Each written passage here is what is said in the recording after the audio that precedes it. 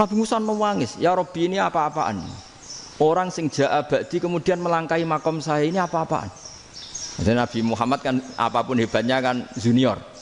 Kok melangkahi makom saya ini apa-apaan? Enggak fair.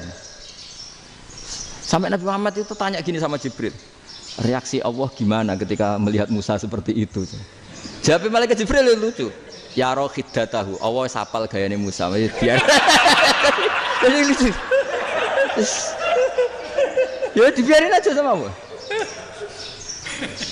Tapi wong jenenge Nabi Musa itu kekasihnya Allah. Tetap berkah bagi kita. Betul. Ketika setelah Mi'raj diwajibkan sholat 50. Gentenan Nabi Musa kelihatan nabinya. Sebenarnya Nabi Musa itu sebetulnya loh, enggak menguntungkan kita sebetulnya. Tapi yang menguntungkan. Sebenarnya enggak niat menguntungkan kita, tapi menguntungkan. Nabi Ibrahim kan di langit ke-6, keren lah. Konti jong ketemu Allah ngeten-ngeten kan sholat 50. Karena Nabi Ibrahim terkenal Nabi baik tidak bantah. Bareng Nabi Musa. Kenapa diceluk pangeran? Kula kan sholat ping 50. Inna ummataka la tutiku dalik. Wah, gak kuat umat. Serai-rai gak umatmu ora ngarah kuat 50 rakaat. Tapi sebenarnya Nabi Musa itu niatnya bukan membela kita. Fa inna ummati la umatku sing gagah-gagah ra iso meneh umat. Berarti sebetulnya ya itu masih pakai gengsinya sebetulnya. Wes ngono-ngono lah sementing kita untung. Sebetulnya dia itu enggak terima wong umat saya aja yang lebih kuat. Enggak kuat apalagi umatmu.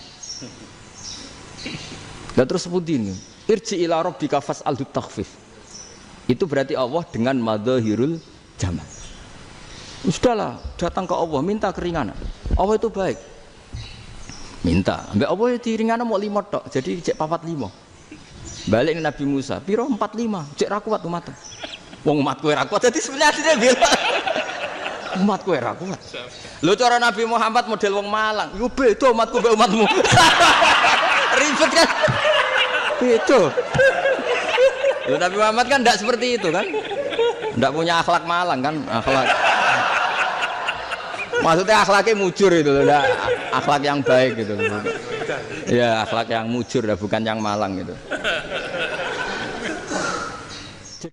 Mano, atau diambungkan Nabi Muhammad. Tanya Sauda, wah malah orang arah diambung kalau Sauda itu kan istiwa itu. Lucunya istrinya jawab. Tanya Aisyah yang mungkin Nabi, iya yang mungkin tanya Aisyah. Itu yang usul ya istrinya Nabi Maimunah. Selalu Aisyah. Tanya Mbak Aisyah. Ya Amirul ya Ummul Mukminin gini-gini. Wah, Aisyah yang cantik masih perawan kan. Qabbalani Rasulullah bahwa Nabi biasa ngambung-ngambung pas Ramadan dan beliau tetap puasa. Akhirnya fakih ngarang kan wa takbil fi Ramadan wa tublah la tubtilu shauma ngambung ora. Iku ya udah biasa di sini. Ya nasi bojone ayu. Nah ini artinya seasik itu gitu. Jadi garwane Nabi sing ngrasa rodok tuwa. Wah, aku ora tahu. Kok Aisyah. Serilek itu dulu itu. Maksudnya orang Islam pertentangan itu. Maksudnya ini balik semua ini bedanya orang pesantren sama orang kampus. Kalau orang kampus mau cerita agama itu rahmatan lil alamin, tapi nyontokno rileke ora iso. Agama itu rilek, tapi nyontokno rileke ora iso. Mergo ora pati ngaji. Contohnya ora iso, dadi mau gawe kaidah mau Islam itu rahmatan. Iya. Paling. Boten seneng mriki berapa juga? Kok tangannya rektor. Mulainya biar dibagi yang pimpinan-pimpinan. Sikap provokator nih. Assalamualaikum warahmatullahi wabarakatuh. Bismillahirrahmanirrahim. Rabbi shrah li sadri wa yassir li amri wa hlul 'uqdatam min lisani. Allahumma shalli wa sallim ala sayyidina Maulana Muhammadin wa ala alihi wa sahbihi ajmain amma ba'du. Ini yang saya hormati pertama, pengatur saya ini Profesor Dr. Haji Maskuri. Yang cara ngomong tidak kayak profesor, tapi kayak jurkam. Jadi kalau ciri utama akademisi itu kalau ngomong itu teduh, datar, runtut, sehingga memaksa orang lain itu menerima karena runtutan logika yang terbangun. Nah, kalau ini tidak, pokoknya kasar gitu, pokoknya orang itu. Ini agak lazim, agak dalam dunia ilmu. Semua wakil rektor, semua yang hadir yang saya hormati, saya seperti yang dikatakan moderator Pak Sinten, Bapak Anwar, bahwa memang saya tidak boleh terikat sama yang di belakang ini karena ini kayak apa ya, ada satu mazhab yang anak-anak Unisma semuanya harus tahu, teman-teman di Unisma, menjelaskan itu tidak lebih baik. Jadi karena seakan-akan belum melakukan. Indonesia itu dulu kedatangan Islam itu tidak pernah dipertentangkan antara Islam dan negara, sehingga diskusi itu sudah salah karena para wali itu tidak pernah mempertentangkan Islam dan keindonesiaan atau kebinekaan. Satu, bahwa para wali itu misinya dakwah, di mana-mana dakwah itu pasti ketemu yang berbeda, mulai beda agama, beda pilihan madhab, beda tradisi, beda kultur. Jadi itu tidak perlu dipertentangkan, tapi malah itu jadi lahan dakwah. Sehingga kita ini kalau diminta diskusi hubungan negara dan agama, malah bingung. Memangnya kenapa? Itu seperti dulu zaman P4, saya punya kawan di Jogja, teman saya nulis tafsir Profesor Zaini, itu pernah zaman Pak Erto disuruh sosialisasi P4 di Papua. Apa hubungan Pancasila dan UUD 45? Itu orang Papua jawab, hubungannya baik-baik saja, Pak. Jadi yang unik itu ketika disuruh baca Pancasila, 1 Pancasila, 2 ketuhanan yang Maha Esa. Akhirnya 6 kan? Kenapa Pancasila jadi 6? Yang unik itu ketika ditanya, ini saya melihat langsung di TV 7 itu, Indonesiaku itu. Ada anak-anak kecil ditanya, bendera ini milik siapa? Bendera merah putih itu. Jawabannya apa? Milik sekolahan, Pak. Karena memang milik sekolahan. Itu yang tanya itu kaget. Milik sekolahan, Pak. Nah, tentang tema ini mohon dibaca ini langsung start ya, langsung serius karena tadi sudah kayak jurkam tadi, ini yang langsung khas ilmuwan. Ini sebagai penghormatan saya pada Unisma, ini khas keilmuan. Imam Zuhri adalah gurunya Imam Malik. Ya, saya ulang lagi ya, Imam Zuhri adalah gurunya Imam Malik. Halaman 29. Ini langsung start saya baca halaman 29. Dan ini terutama yang para punggawa-punggawa ini. Saya baca ya. Ini teks tidak ada yang saya rubah, memang persis seperti ini. Bismillahirrahmanirrahim. Yaqulu Zuhri, ini gurunya Imam Malik. Fama futiha fil islami fathun qablahu kana a'zama minhu. Innama kanal qitalu haitsul taqon nasu. Falam makanatil hudnatu wa wadu'atil harbu wa amanan nasu ba'duhum ba'do wal taqaw fatafawadu fil hadits wal munazaah. Falam yaklim ahadun bil islami yaqilu syai'an illa dakhula fihi. Walaqad dakhalataini kasanaten mithlu man kana fil islam qabla dzalika wa aktsar. Terus ini ngomongnya harus santai, nggak boleh provokatif. Begini, kita tahu dalam perdamaian Hudaybiyah itu poin-poinnya itu semuanya merugikan Islam. Di antaranya adalah jika yang Islam masuk kafir harus dibiarkan, karena berarti masuk ke habitat asli. Karena Nabi sebelum jadi Nabi, komunitas pokok itu kafir, sehingga kalau Islam masuk kafir kembali ke habitat. Tapi kalau Islam masuk kafir, kafir masuk Islam itu harus dikembalikan karena dianggap bid'ah. Maka kalau kamu dituduh bid'ah itu tenang saja dulu, Nabi itu ya dituduh ji'ta bidinin muhdas, kamu datang dengan agama yang baru. Cuma agak diteruskan wa kullu muhdasatin bid'ah wa kullu bid'atin dalalah. Jadi orang-orang kafir dulu kalau ngomentari Nabi ya ji'ta bidinin muhdas, kamu datang dengan agama yang baru. Nabi nurut. Semua perjanjian yang merugikan Islam itu Nabi nurut. Tapi Nabi hanya minta satu hal, jangan ada perang 10 tahun. Dan orang boleh seminar, boleh diskusi tentang Islam. Ya ini dengerin betul ini. Jadi saya tidak akan provokatif, ini pakai logika. Nanti bisa dipakai disertasi doktor. Tapi saya minta orang boleh diskusi, boleh seminar tentang Islam. Akhirnya saat itu juga ada orang yang masuk Islam di depan tulisan itu belum kering istilahnya. Datang ke situ namanya Abu Jandal bin Suhail bin Amr. Itu datang ke Nabi, ya Rasulullah saya ini mau masuk Islam. Kata orang-orang kafir, ini pertama Muhammad, kamu komitmen enggak sama perjanjian? Kalau kamu komitmen harus kamu kembalikan. Nabi bilang, ya Abu Jandal kamu kembali ke mereka, ke habitat mereka, yaitu menjadi kafir. Di komunitas kafir maksudnya. Akhirnya nangis. Umar, Sayyidina Umar itu mendekati Abu Jandal, kemudian memberi isyarat supaya ngambil pedangnya. Jadi syaratnya wong ini baca ora wis. Maksudnya orang-orang kafir. Tapi Abu Jandal nggak mau. Singkat cerita akhirnya kembali ke komunitas kafir. Tapi yang dikatakan Imam Zuhri cara analisis ini nggak bisa pakai provokatif, harus pakai analisis.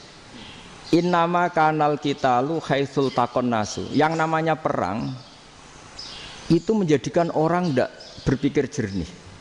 Ini poin yang diambil oleh Rasulullah. Kalau dibahasakan Nabi curi kesempatan, masuk Nabi dikatakan mencuri, meskipun itu hanya bahasa ya. Tidak mungkin lah kita bahasakan seperti itu. Saya ulang lagi ya. Kenapa ada perang berkesinambungan sampai tahun ke-8 Hijriah? Mulai tahun kedua ada perang Badar sampai tahun 8 Hijriah itu perang terus. Nabi sama orang kafir perang terus. Akibatnya apa Pak Profesor? Namanya perang itu ya nggak kau bermikir. Pokoknya agar ketemu Islam perang, Islam ketemu kafir perang nggak kau bermikir. Padahal Islam itu bisa diterima oleh akal sehat, harus lewat diskusi, lewat pengamatan, lewat pemikiran, lewat pengendapan berpikir. Makanya Nabi tahu ini masalah besar. Kalau orang perang terus, itu gak kober mikir Islam, tidak sempat diskusi tentang Islam. Makanya Nabi hanya minta satu poin. Oke, perjanjian ini satu rutin semua, tapi saya minta orang kafir semuanya boleh mendiskusikan Islam, boleh seminar tentang Islam. Mereka bilang iya, pada pikiran mereka kan diskusi paling piye. Ternyata betul, ada diskusi. Terus temanya gini, kira-kira bener di Muhammad abe Abu Jahal. Terus Tuhan Muhammad sama Tuhan Abu Jahal itu keren mana? Diskusi. Tuhan Muhammad itu khaliqus samawati wal ardi, yang menciptakan langit bumi. Sebagaimana kampanyenya Muhammad. Ya mereka masih jangkar bilang Muhammad. Kalau Tuhan kita, ya berhala itu yang kita bikin, yang kadang rusak, yang kadang kudanan, terus lumutan, pokoknya terus diskusi. Kita kok bener pengirannya Muhammad. Terus Muhammad Abu Jahal. Mulai dhisik Muhammad itu ratau bodoh nih. Mulai dulu Muhammad itu gak pernah bohong. Abu Jahal, waduh, wis bodoh nih ngongkonan. Wis ribet kan? Dan semua diskusi itu mengarah ke kebenaran Islam. Akhirnya wong kafir sing tokoh-tokoh cara Jawa yo wah semane jebule masalah ini kan. Artinya gini, kalau kita ingin Indonesia damai, sebenarnya yang untung itu Islam. Karena Tuhan yang menciptakan langit dan bumi tentu gak akan diperbandingkan atau akan dikalahkan oleh Tuhan yang lahirnya saja sudah di bumi. Misalnya kita menjual Tuhan Allah, siapa itu yang menciptakan langit bumi, yang ada sebelum langit bumi? Bandingkan dengan Tuhan yang lahirnya di bumi, ada tanggal lahirnya, ada aktenya, itu kan sudah ribet kan? Begitu juga kalau memperbandingkan tokoh. Muhammad itu siapa? Tokoh yang bisa menyatukan pan-Arabik, tokoh yang begini-begini, yang sayang istri, sayang keluarga. Dibandingkan dengan tokoh Abu Jahal, Abu Lahab yang corong jauh penggaweannya yang ngerugikan orang lain. Akhirnya orang itu mulai tertarik sama Islam. Makanya kata Az-Zuhri pakai bahasa dulu, falam yaklim ahadun bil Islam. Tapi kalau sekarang yang populer itu bahasa yatakallam. Sebenarnya yang benar itu bahasa kalimah yaklimu kalaman, karena masdarnya itu kalam, berarti sulasi nopo mujarrad. Tapi di fiilnya itu mujarradnya enggak kelaku. Jadi di fiilnya takallama ya takallamu, tapi untuk masdarnya yang kelaku kalaman. Jadi ini agak unik, agak enggak lazim. Mestinya kan takallama ya takallamu takalluman, tapi di masdarnya kalam populer, tapi di fiilnya tidak populer. Saya teruskan ya. Ini penting sekali. Jadi menjual Islam, kalau boleh dibahasakan menjual, itu tetap enak dalam kondisi damai. Karena kalau kita perang, itu bawaannya kalau ketemu ya perang. Kalau ketemu perang, sehingga orang itu rakober diskusi loh. Saat benernya Islam sampai kafir itu bener di. Karena tidak kober diskusi, tidak sempat diskusi, orang yang milih yang kafir. Karena yang mayoritas yang kuat. Sementara Islam zaman itu lemah. Lah Nabi itu yang diminta hudnah, yang penting kita damai. Terus orang boleh mendiskusikan benar mana kita dan mereka. Ya setelah diskusi ya tadi kan nggak mungkin Allah yang begitu keren hebat pencipta langit bumi dibandingkan berhala yang mengurus dirinya sendiri saja tidak bisa. Walhasil terus orang mulai tertarik sama Islam dan aturannya nggak boleh dilarang diskusi itu. Nah makanya saya pernah ditanya beberapa profesor di Jogja, Gus suatu saat kalau kampus paling keren di Jogja ini ada Islamic Studies kemudian pengajarnya dari berbagai agama, ini riskan nggak bagi Islam? Saya jawab asal yang didiskusikan Islam itu nggak masalah, yang repot itu nak umat Islam.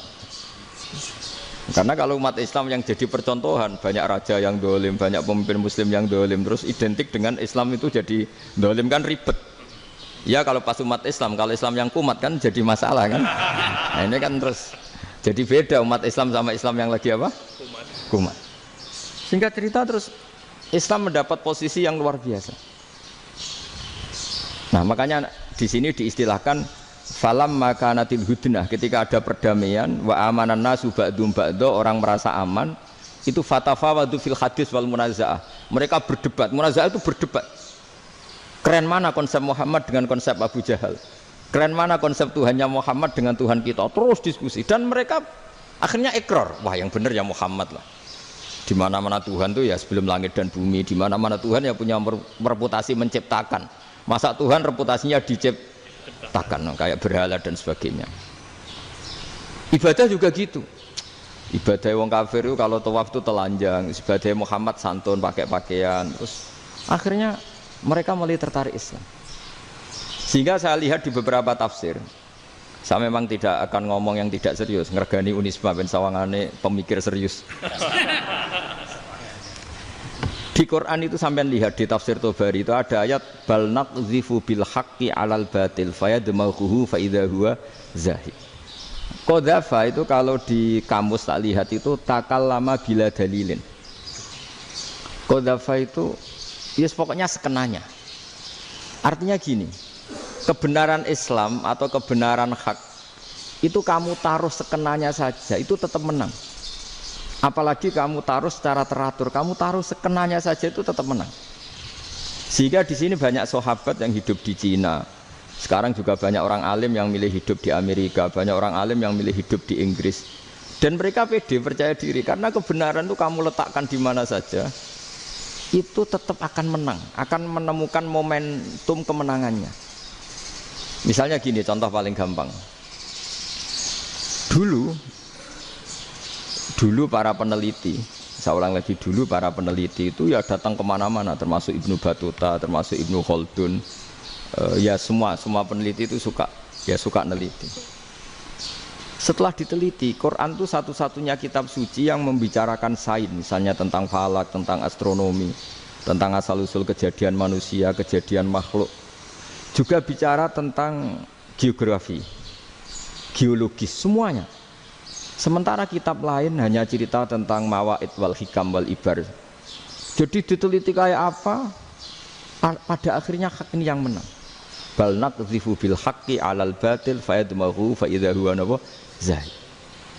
Saya berkali-kali cerita, ada ulama yang ahli matematika. Ketika ditanya kenapa kamu suka ngajar matematika, sampai muridnya itu ragu, ini guruku mlebu swarga ta ora, penggaweane mulang matematika. Tapi para muridnya bermimpi bahwa Imam Amudi itu disuruh ngajar para malaikat. Dan itu pede betul dia. Kata Allah, ini ulama saya yang iman kepada saya setingkat iman kamu. Jadi malaikat itu tidak mungkin Gusti, kita menyaksikan langsung engkau sementara ini di bumi, nggak nyaksikan jenengan. Kenapa bisa sepede dan seyakin itu? Akhirnya Imam Amudi disuruh ngajarin matematika. Jadi Anda kalau profesor itu nanti harus sempat ngajari malaikat, itu baru benar-benar profesor. Jadi nanti di akhirat ngajari siapa? Malaikat.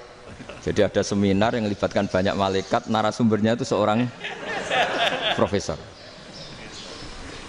Itu ketika kenapa engkau begitu yakin kalau Allah itu Tuhan dan Allah itu Al-Wahidus Shomad. Terus Imam Amudi mulai nulis angka gak beraturan. 2, 3, 4, 5 sampai 1 miliar, 1 triliun, semuanya enggak beraturan. Kata beliau, nisbatus naini wasalasa ila ma la nihayatalaha iku nisbatul far'i ilal asli. Mbok angka sebanyak apapun 2 dibanding 1 ya far'ul wahid, 3 dibanding 1 ya far'ul wahid, semua angka yang enggak terhingga pun dibanding 1 semuanya far'ul wahid. Semua angka sebanyak apapun itu cabang dari angka 1. Fakullu hadhil awalim far'un minal wahidis somad, yaitu Allah Subhanahu wa ta'ala. Akhirnya malaikat tepuk tangan, iya juga. Jadi begitu juga ada ulama itu ahli gambar. Saya dulu ngaji sama Mbah Mun Al-Husunul Hamidiyah, itu kitabnya itu banyak gambarnya. Dan kali gambar yang ngawur betul, mangga ahli gambar. Saya epol, terus sempurna lele. Semua gambar bangunan, gambar sapi, pokoknya gambar. Ternyata dia menemukan Tuhan itu dari gambar. Gambar serapi ini atau seruwet ini sama. Gambar rapi sama ruwet itu sama kalau dalam pandangan tauhid. Dimulai minan nuqtah al-wahidah. Kowe cek gambar sing rapi, sing indah, cek gambarmu elek, dimulai dari 1 titik. Dan titik ini nuqtatil wujud, yaitu Allah Subhanahu wa ta'ala. Jadi nak cara ahli tauhid gak penting gambare apik, menang lomba atau ora penting. Butuhe hadis surah ini gambar baik yang rapi maupun ndak adalah min nuqtah dari 1 titik. Ya, alam raya sebanyak ini mbok gambar mbok ora, cek mulai Mars sampai Jupiter kabeh semua bentuknya yang banyak ini semuanya min nuqtatil wujud, yaitu dari titik wujud. Ini kok Allah Subhanahu wa ta'ala. Di sini hebatnya ulama-ulama, mbok dia pengajar matematika, mbok pengajar gambar, semuanya dipakai perangkat untuk tauhid. Nah, itu kan juga bagian dari Islam damai, Islam yang sangat tidak perlu perang untuk orang dipaksa Islam. Enggak perlu provokatif kayak tadi pidatone rektor jenengan tadi. Jadi ciri utama ilmuwan tuh kalau ngomong datar tapi logikanya enggak terbantahkan, itu ciri khas ilmuwan. Kalau ciri khas politikus kalau ngomong itu keras. Provokatif lah kira-kira gitu. Tapi isinya biasa. Nah, saya berharap nanti semua profesor doktor itu datar tapi isinya kualitasnya bagus ini. Mentes. Jadi makanya terus kata ulama, kenapa diistilahkan balnat zifu bil haqqi? Kenapa pakai qadzafa sementara qadzafa maknane takallama bila dalil? Maksudnya bila dalil di sini itu min ghairi ikhtiyajin ila dalilin. Kebenaran itu memang enggak butuh dalil. Apa kita perlu dalilnya apa? Buktinya apa? Kalau 3 itu cabang dari 1. Wong gendeng yang takok gitu pas orang gendeng. Wong 3 cabang dari 1 kok ditanyakan buktinya apa? Itu min awalil bidah. Pertama orang pasti tahu kalau 3 itu far'ul wahid. 1 juta juga far'ul wahid. 1 miliar juga far'ul. Gambar yang sebanyak apapun ya dimulai dari 1 titik. Cek gambar benar maupun yang tidak. Akhirnya apa? Ulama dulu itu sebegitu rileks nerangkan tauhid. Lalu kenapa asma ini yang ya ini kan khas NU ya, khas pesantren.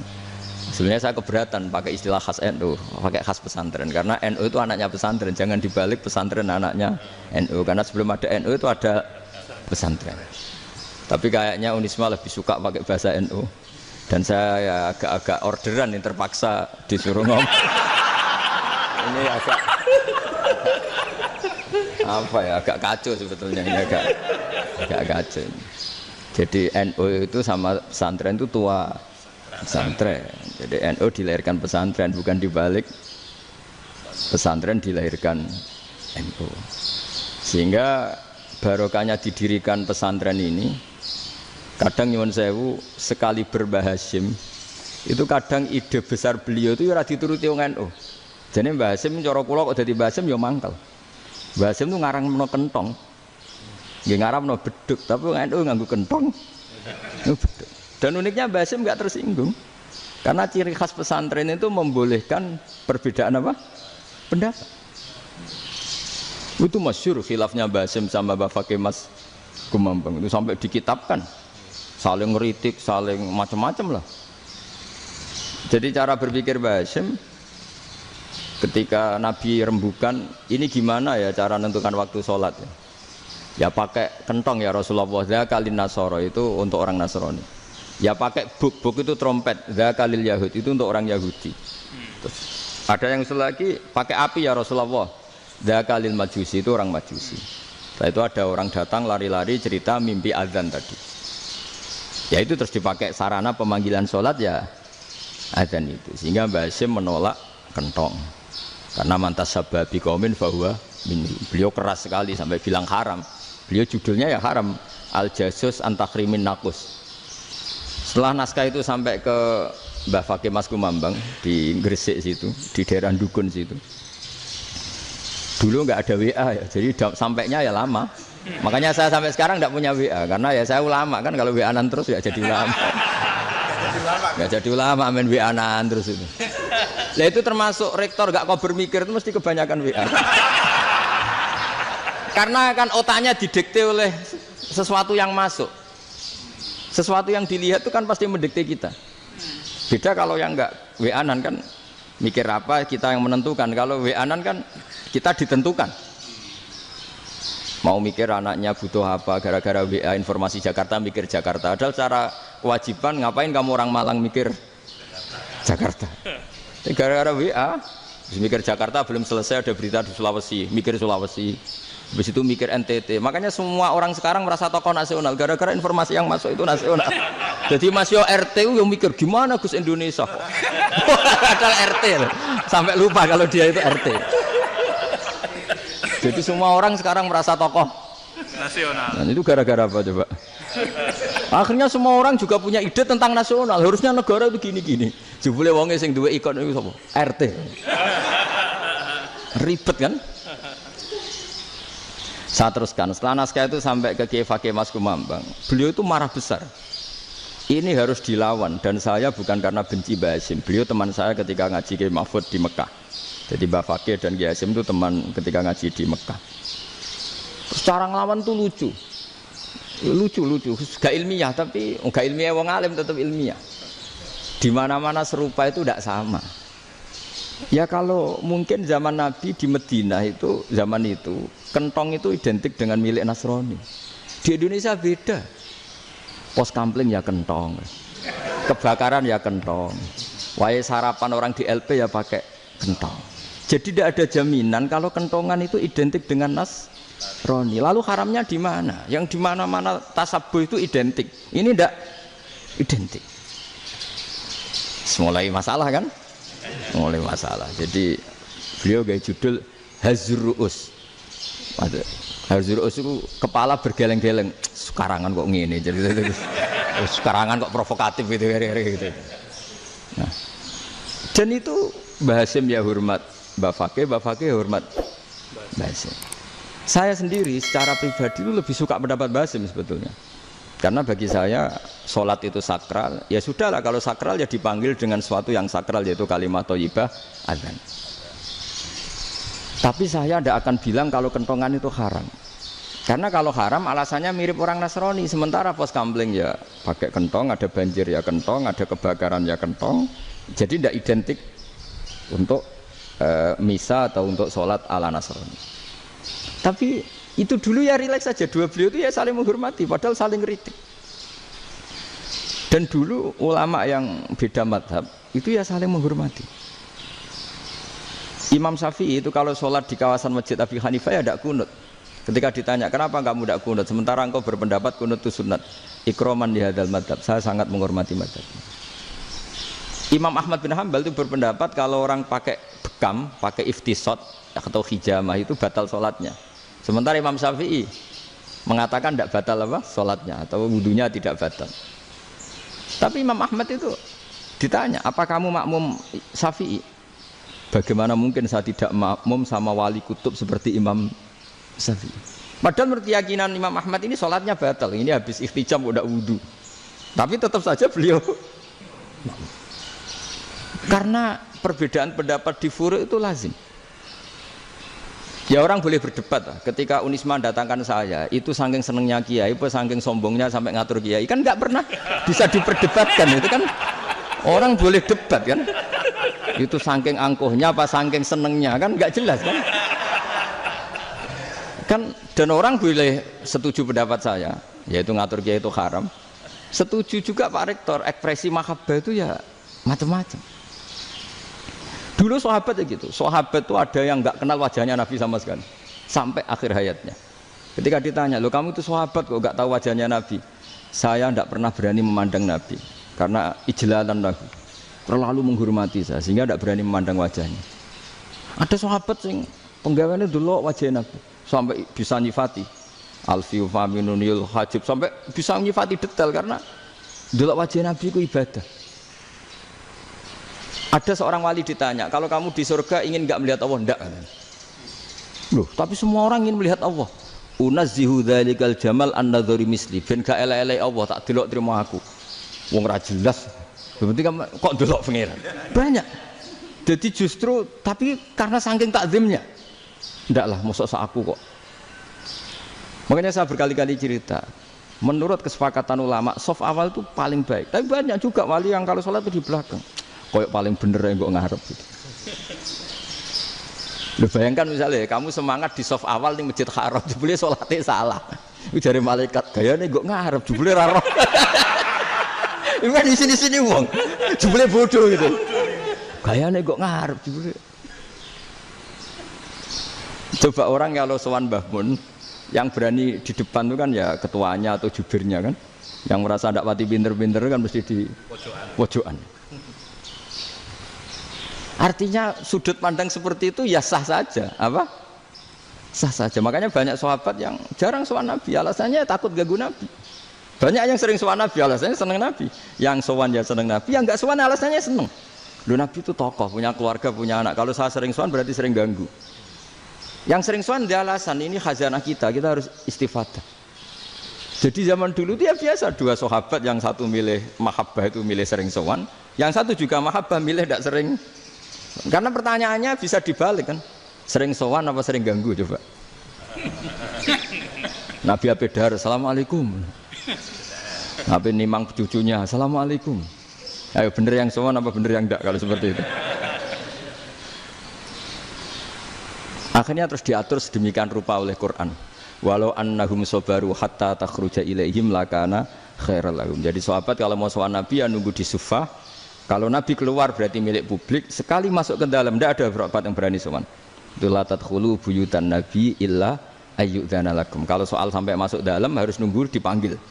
Karena sekali Nabi masuk dalam itu milik privat keluarga, milik istrinya, milik cucunya, milik keluarganya. Dan Nabi sekali keluar ke ruang itu berarti milik publik. Itu terus jalan tengah. Karena kalau langsung masuk, bayangkan saya itu sering menyaksikan. Mbah Mun habis ngaji 2,5 jam ngaji Jalalain, baru masuk, "Assalamualaikum."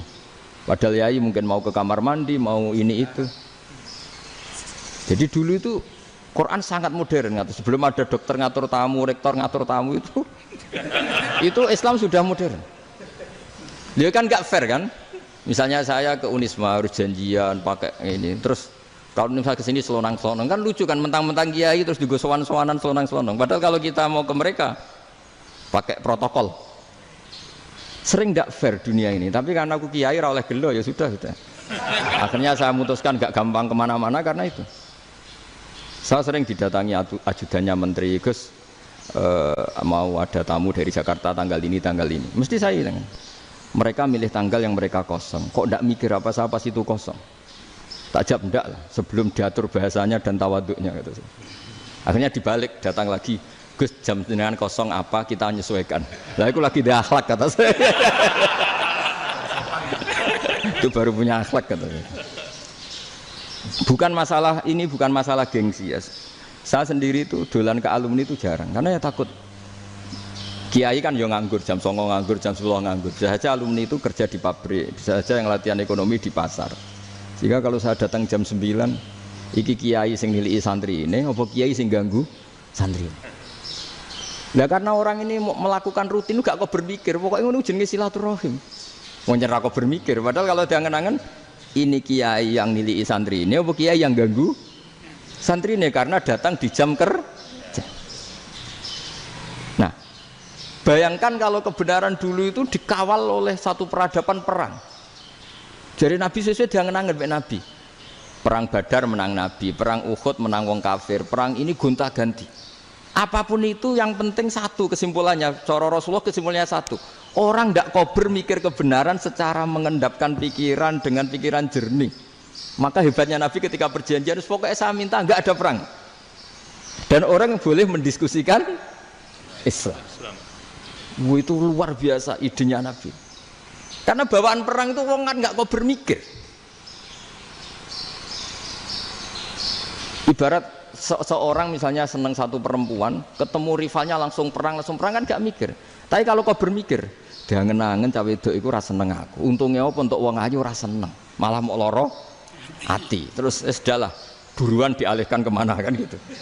Itu nak mau amen WA nan tukaran lewat SMS atau tarung langsung ora kau bermikir. Tapi kalau kau bermikir, akhirnya berpikir nih. Perempuan tadi sebenarnya yang disenangi siapa? Oke, ternyata senang Pak Erick. Sudah kita ngalah. Karena tidak ada nikmatnya kan menikahi perempuan yang sama sekali tidak mencintai kita. Tapi kalau nak kau berpikir pokoknya diprovokasi, wah gue kalah mbak A, gue kalah mbak B. Pikirannya kan, ojo sampai kalah. Bareng wis menang ternyata ada emas lah. Nah bayangkan Islam itu seperti itu dulu, dipertarungkan. Doang Islam itu dinu aklin, agama yang diterima dengan akal sehat. Tapi sekarang ukurannya perang.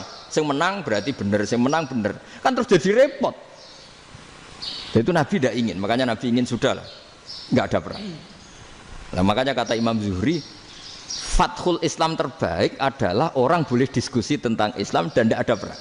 Lagi-lagi penting, tidak perang itu penting, silmun itu penting, perdamaian itu. Setelah tidak ada perang, akhirnya fatafawadu fil hadis wal munazah, orang boleh diskusi apa saja, termasuk boleh adu polemik. Konsep satu Tuhan dan Tuhan banyak diperdebatkan.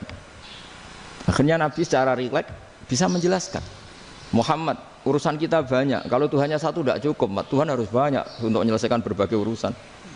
Ada Tuhan bagi rektorat, bagi macam-macam kan. Ada Tuhan untuk ngurusi utang, ngurusi BPKB, macam-macam. Terus kata Rasulullah, enak saja Nabi jawabnya. Ya kalau kamu punya majikan banyak, perintahnya beda-beda, kamu mangkel enggak, bingung enggak? Ya susah mat, kalau majikannya banyak, perintahnya beda-beda, kita jadi repot. Senang mana? Senang majikan satu.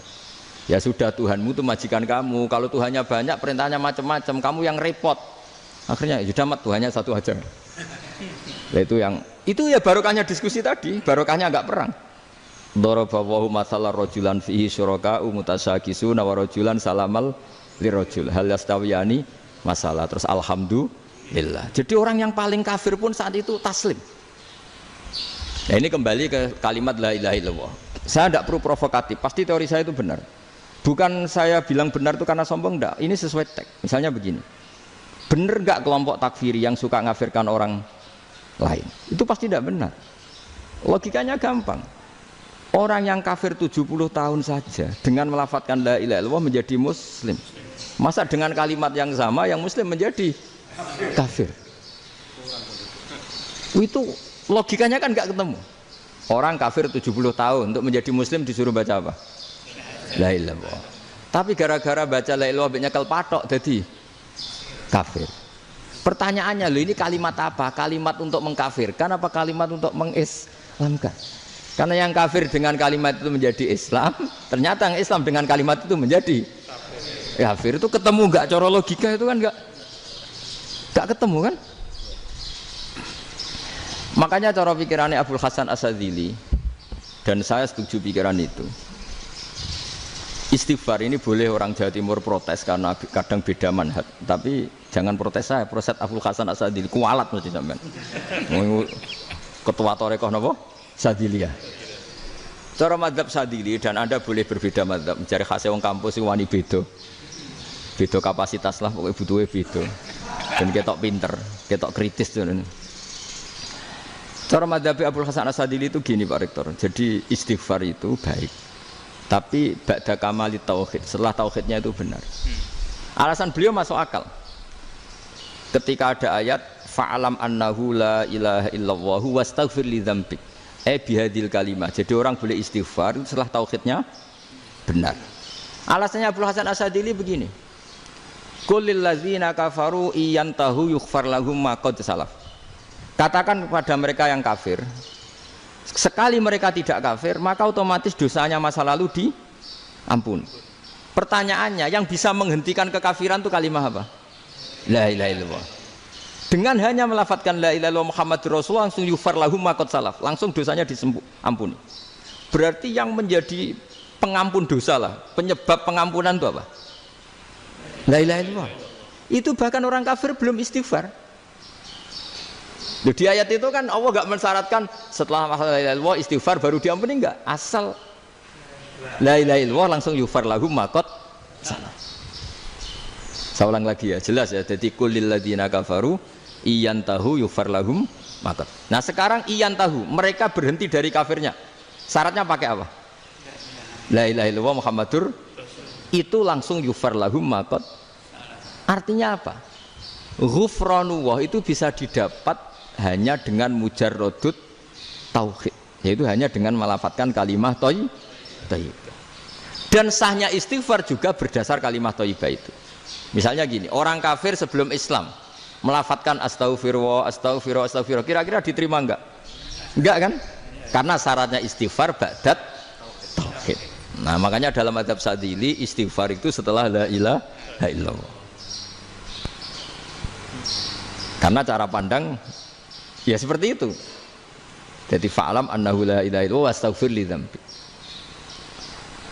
Jadi dengan kebenaran tauhid saja ini sudah cukup kita insya Allah layak diampuni. Karena innallaha la yaghfiru ayyusyraka bihi wa yaghfiru ma duna dzalika liman yasha. Jadi orang yang tauhidnya benar itu bisa diampuni Allah asal tauhidnya benar. Itu Allah ngendikan liman yasha wa yaghfiru ma duna dzalika liman yasha. Dawe Imam Suyuti walam yakun liman yastaghfir. Jadi orang yang bertauhid secara benar meskipun gak sempat istighfar itu tetap potensi diampuni.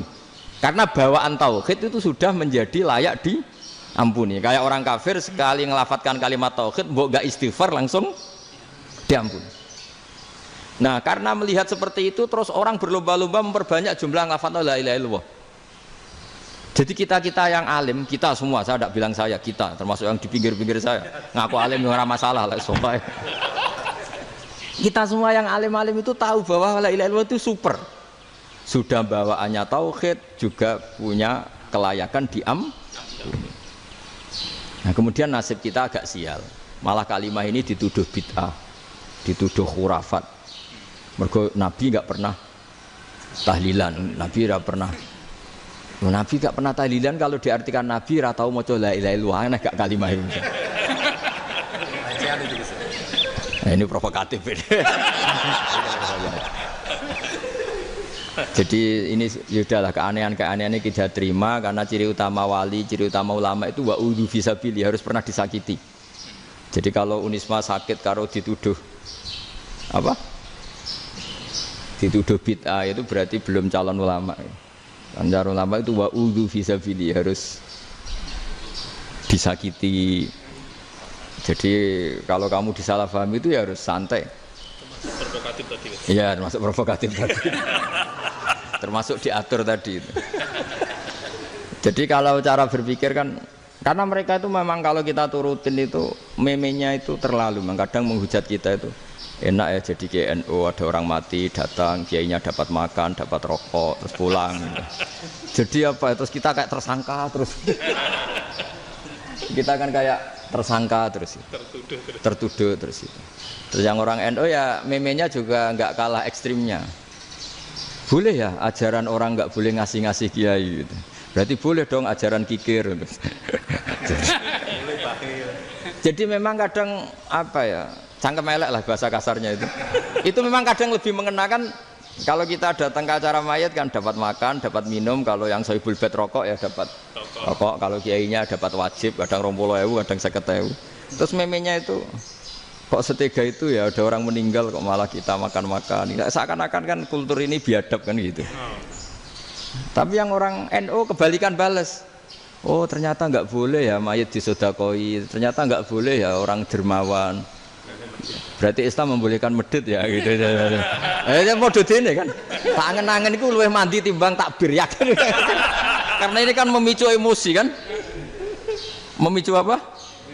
Emosi. Nah, tapi saya kalau disuruh bela mana itu tidak ada yang saya bela. Ya seorang sudah lah, kalau mau nganggur saja sudah itu. Sudah. Ya tapi itu memang apa ya? Itu khazanah Islam. Ada yang kritik, ada yang enggak. Ya itu memang khazanah. Ya biasa aja kalau saya biasa. Wajar. Karena dulu ulama itu sudut pandangnya itu ya seperti itu. Ada yang ulama suka ibadah itu sholat, ada yang milih apa tidur. Sampai Imam Ghazali bilang suatu saat ibadah terbaik di zaman akhir itu tidur kan. Sholat saja kalah sama tidur kan. Tapi itu loh ya, yang wajib tetap loh, terus kamu gak sholat wajib. Begini beliau mencontohkan itu. Ada orang sholat tahajud terus obsesinya itu ingin hajatnya terkabulkan. Sementara yang tidur obsesinya nikmati rahmatnya Allah, boleh tidur, bisa tidur. Kata Imam Ghazali, timbang kita tahajud terus nuntut pangeran aduk turu katanya. Mergo engko dia akibat terus setan memberi bisikan, lho nyatanya kamu tahajud ya gak terkabul. Berarti cerita bahwa Nabi ngendikan kalau doa tahajud mustajab enggak. Daripada ngono ki aduk turu ora tau donga ya. Timbang abri-abri Islam ya, timbang elek-elekin apa? Islam. Jadi ulama itu mulai dulu itu sudah berpikir. Banyak orang menjadikan tahajud, sholat malam itu media untuk hajatnya. Dan kalau nggak kesampaian ini mutung. Nyalahkan kiainya ijazah ramandi. Macam. Daripada ngono ora usah apa? Tahajud turu. Dan jenis kayak ini tuh banyak. Makanya ulama kayak saya itu saenake dhewe itu ya jarak. Saya sering didolani muhibbin terus bilang, Gus saya doakan gini-gini saya mau nyalon bupati atau saya gini. Saya bilang gak waduh orang dongo, nak ramandi darani ulama dongane ramandi. Nak mandi kamu jadi bupati tetap nganggep karena beli. Sopo sing ora roh bupati saya gak beli. Ribet kan? Ketika mereka jadi ngunsurkan doa kamu apa karena kemarin beli. Yang beli maksudnya nggak beli nggak usah tersinggung. Jadi ribet ngadepin. Nggak artinya gini loh, boyo doa itu jangan dipakai begitu loh. Kalau minta nasihat tak nasihati jadi bupati yang baik, gubernur yang. Kalau minta doa itu resikonya. Akhirnya gigi kalau diminta doa ya doa, sebenarnya diisinya itu nggak doa kemenangan. Selamat. Itu nggak selamat gitu. Karena ribet. Makanya Islam itu doa itu setelah iman. Aturan iman benar baru doa. Aturan iman benar termasuk Allah itu yaf'alu ma yasha, boleh melakukan yang dikehendaki. Allah enggak boleh terdikte oleh doa kita, enggak boleh.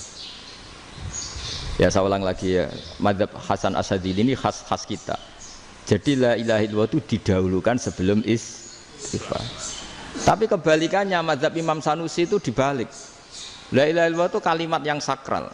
Karena yang sakral dibutuhkan muqaddimah, yaitu yang melafadzkan harus yang sudah bersih, yang sudah steril baru melafadzkan la ilaha illallah. Maka dalam mazhab Sanusiyah istighfar dulu baru la ilaha illallah. Nah, dalam mazhab Abu Hasan Asyadzili kebalikan, istighfar itu sah setelah sahnya tauhid. Kamu ikut mana tuh? Asyadzili apa Sanusiyah? Alhamdulillah sama-sama tidak paham ya sudah. Akhirnya sudah. Ya saya nggak kemana-mana kan gitu. Jadi apa ya? Terus ini saya teruskan ini biar khas pesantren atau khas NU lah, kalau bahasa Pak Rektor khas NU.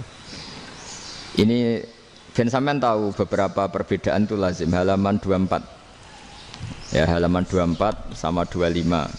Tak baca ini masih orisinil. An Sufyan bin Uyainah ini juga gurunya Imam Syafi'i. Kata Sufyan bin Uyainah, beliau cerita, kana Isa wa Yahya alaihi masalam ya'tiyanil qaryah. Fayas'alu Isa an syirari ahliha. Was'alu Yahya an khiyari ahliha. Jadi Nabi Isa dan Nabi Yahya itu satu generasi, sama-sama masih muda.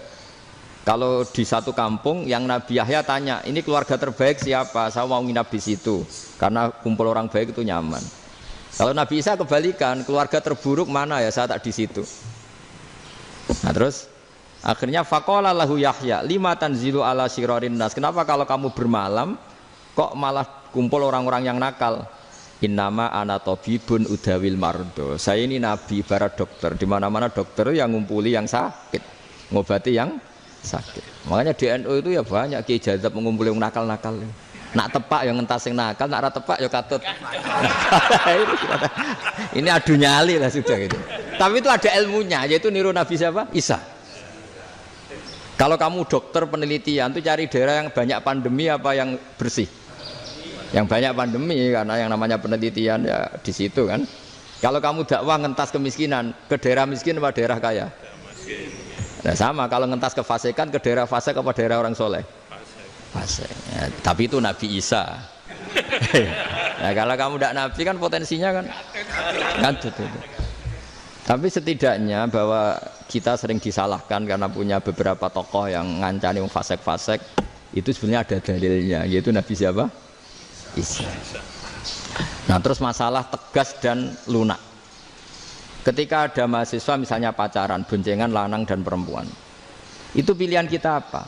Kalau tegas, terus gak mau mendengar kita. Misalnya gini contoh gampang, tak beri contoh Pak D. Jangan orang tua, nanti secara fikih itu beda. Nah ini kan kita orang pesantren, nah, biasa ngaji fikih detail. Kamu Pak D seorang perempuan, mahasiswi misalnya, sering pacaran. Setiap ke situ sama pacarnya kamu diam saja. Padahal kamu dosen keislaman. Mesti pamanaan kamu nyimpulkan, ternyata pacaran itu tidak apa-apa. Buktinya Pak D itu tidak negur, menengahi. Ini berarti as-sukut alal mungkar. Tapi kebalikannya, Pak D ini terkenal keras. Nak rono mesti ada aku ponaan. Akhirnya yura rono. Mesti ngerti nak mesti diamuk. Nah, dua orang ini sama-sama gagal kan? Yang lunak menjadikan ponaannya pacaran terus karena enggak negur sehingga dikira membolehkan. Sing keras juga enggak sempat bina wong rono era wani. Akhirnya dua orang ini sama-sama enggak ketemu, sama-sama enggak berkesempatan membina kan? Gagal membina kan? Karena yang keras ponaannya enggak pernah situ, berarti enggak bisa bina kan? Yang lunak membiarkan berarti juga ada bina. Nah, Islam itu antara dua itu. Ya agak terlalu lunak, enggak terlalu keras. Karena kalau terlalu keras, misalnya ada kiai terlalu keras, lu masyarakat mau tanya itu gimana? Lari kan? Lu saya ini punya pengalaman pribadi. Saya ini kan kecelok orang alim. Itu kalau pernah ya saya itu berusaha ya pokoknya ya umumnya orang alim lah. Tenang, terus anteng, enggak gejlok-gejlokan. Itu enggak ada yang tanya. Saya mimpi ketemu beberapa ulama itu disalahkan. Terus umat saya kalau mau tanya itu ke siapa? Wong alim wis wibawa, meneng tambah banget wibawane. Bala Quran sering gojlok rektor macam-macam. Terus wong wanita kok, saya biasa ke pasar Pandangan dicegot orang. Gus, putri saya itu sering keluar darah tapi melebihi batas haid gini-gini. Kalau badhe sowan jenengan, gak usah sowan ning kene mbek ngadeg-ngadegan. Terus tanya, yang haid berapa hari, Gus? Ya supaya rudat ilal adat sebelum dia punya penyakit istihadah itu berapa? 6 hari ya sudah, kembali 6 hari lainnya mustahadah, tetap sholat, tetap normal. Tapi kalau saya wibawa moro pasar go tasbih duwilu iku mesti wong salaman njaluk donga yakin. Tapi baru kayak rada uraan ketemu wong-wong, dol pening ndi? Mak pening ndi? Gus beneran Gus ketemu jenengan kula wingi badhe tuwa kok. Akhirnya tanya. Dadi uraanku iku amdan. Lha nek sampean asli iki asli uraan. Karena ndak uraan lah tetap ndak wibawa kan. Jadi baru kayak uraan itu ya banyak. Saya itu kalau ngantor di Jogja itu banyak orang yang tanya. Ya biasa tuh tanya macam-macam. Karena saya uraan. Ke pasar ya orang, bahkan di bis sering ketemu orang. Wah beneran Gus kalau badhe sowan jenengan badhe tanya ini. Ya sudah di sini aja. Jadi semua itu diilmoni. Nah, Nabi itu punya sisi yang dua-duanya jalan. Memang beliau luar biasa, dipilih Allah yang luar biasa. Nabi ketika wibawa itu banyak sahabat yang bahkan mengenali wajahnya aja tidak bisa. Ka'anna ala ru'usihim at-thair. Bayangannya seakan-akan di kepalanya itu ada burung yang takut terbang, saking antengnya. Tapi Nabi sekali mengeluarkan job, sekali santai, itu sahabat tanya itu sampai yang nggak pantas ditanyakan. Nabi saya tadi kumpul istri saya, tapi tidak inzal itu wajib mandi ndak. Aro'aita law anna ahadana ya'ti imra'atahu wa lam yunzil. Itu ya ditanyakan. Nabi mun kumpul ya betul saged inzal sepundi. Guys betul lagi. Terus ya ada yang tanya macam-macam. Ya saking ada sahabat dipanggil Nabi tambah lari, dipanggil lagi tambah lari. Pas jenengan nyeluk, oh pas kula kumpul bojo kula. Lah kula kuwatir jenengan orang suci, saya belum mandi, makanya saya lari. Nabi ngendikan innamal mukmin thahir, ya nak masalah ketemu kiai ra apa-apa ijek junub. Sementing kok nak salat ya adus sik. Tapi Nabi sekali pakai mazahirul jalal, tapi pakai wibawanya, itu orang enggak berani ngomong. Tapi sekali Nabi rileks, itu orang bisa tanya apa saja, termasuk halal yang enggak pantas. Lalu ada sahabat itu tanya lucu, tanya Maimunah. Maimunah itu ya cantik tapi sudah agak tua lah. Maimunah, ya umal mukminin, hukumnya ngambung bojo pas Ramadan ubi. Wah gak roh aku, gak tahu diambung kan Nabi pas Ramadan. Tanya Saudah, wah malah orang arah diambung kalau Saudah itu kan. wis tuwa itu. Lucunya istrinya jawab, tanya Aisyah yang mungkin Nabi.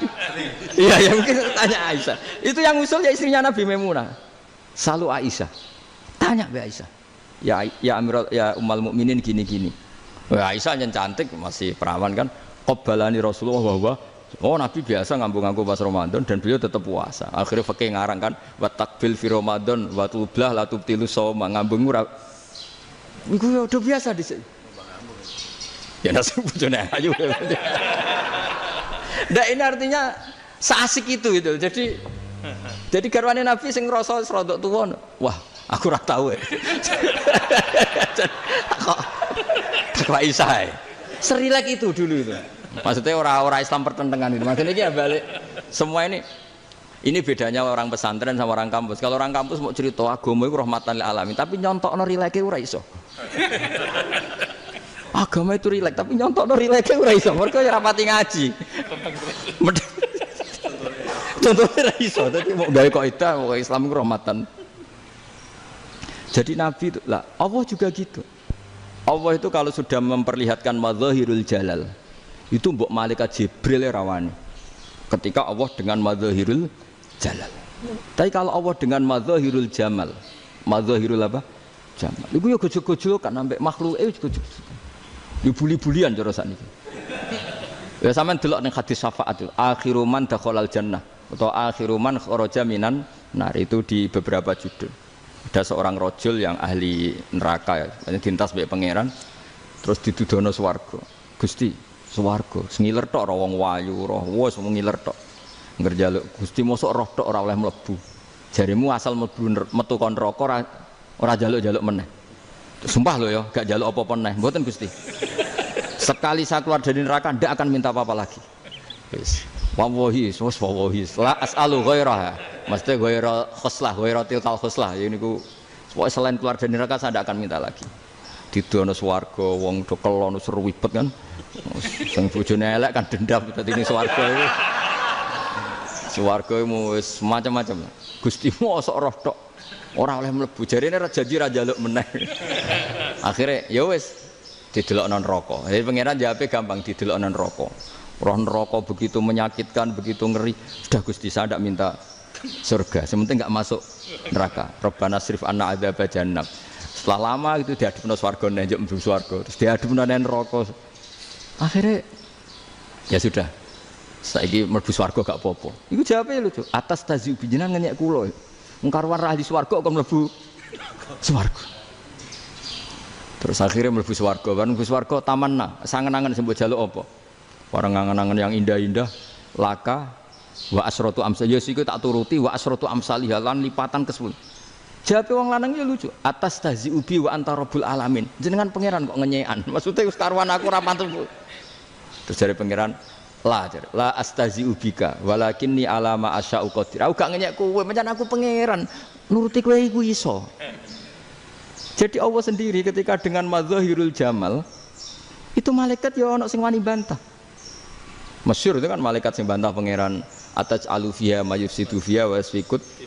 Karena Allah dengan madzahirul jamal. Sing paling masyhur Nabi Musa.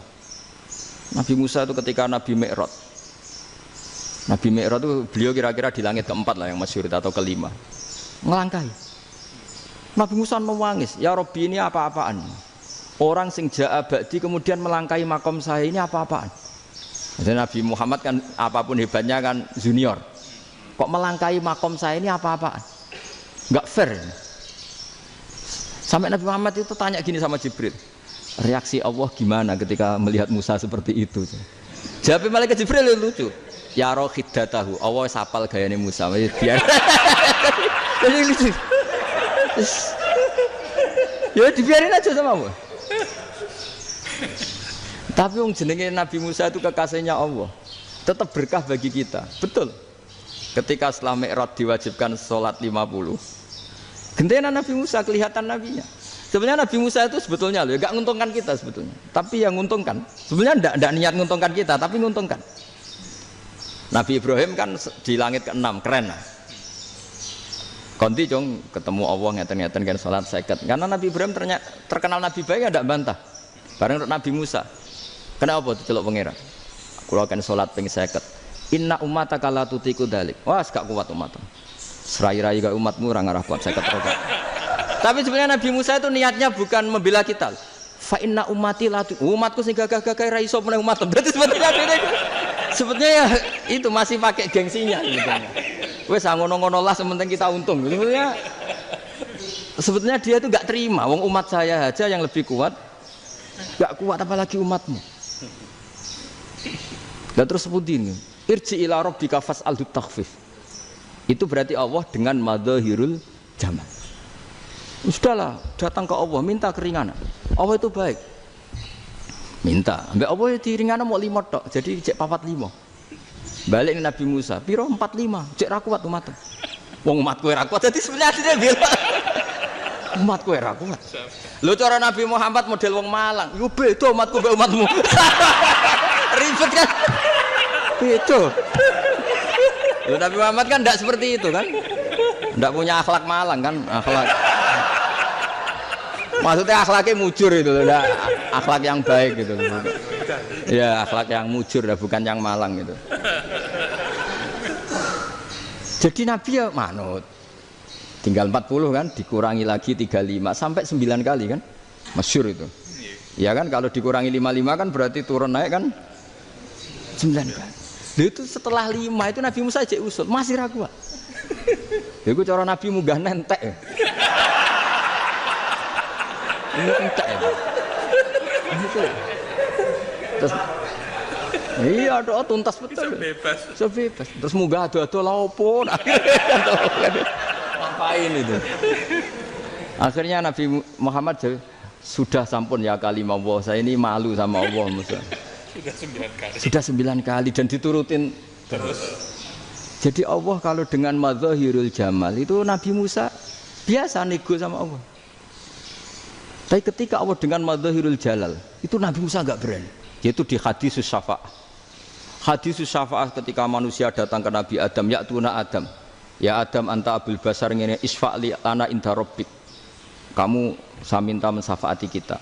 Nabi Musa, Nabi Adam inna rabbi qad ghadibal yawma ghadaban lam yaghdab qablahu mislah wa la yaghdab ba'dahu mislah.